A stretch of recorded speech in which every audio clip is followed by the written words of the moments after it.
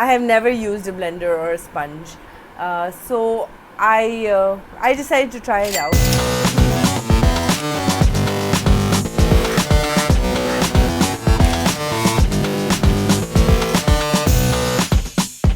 So make sure you wash your face and pat it dry.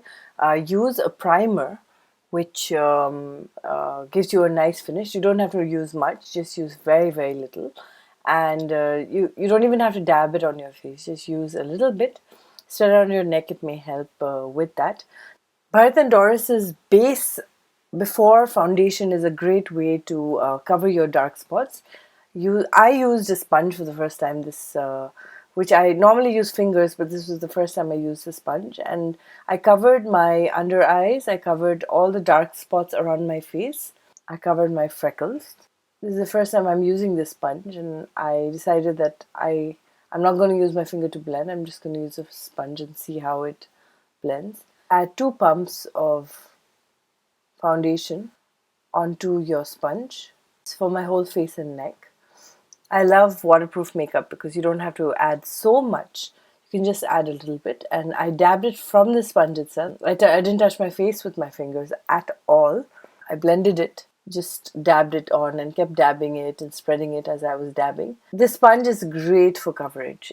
I love the fact that it blends it so well. It's like the most ideal blender. And yes, I've not been paid by the sponge company, beauty blender company, but I really like the fact that it very nicely blend my the foundation onto my face and gave me a very, very nice finish, a very clean finish.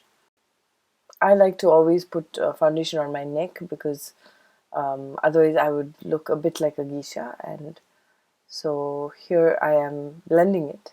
Here I'm adding translucent powder, and I'm adding powder onto the beauty blender.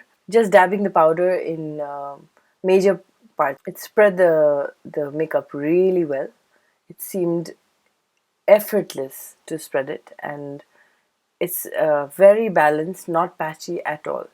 And what I like about it, it doesn't make you look like you've got a lot of makeup on. This seems to be working. It seems to have done the job really well. Now, another thing that I find is that I let the foundation set for a while, and while you're doing your eye makeup, sometimes the foundation sets extremely well. I must say, this beauty blender is pretty brilliant. No need for fingers. I don't have to, if you can see, I've not even washed my hands. Normally what happens is when I put makeup on, by the end of my makeup, I have foundation on my hands, which I have to eventually wash off. But here, as you can see, my hands, they're clean. And the only thing that's got foundation is here.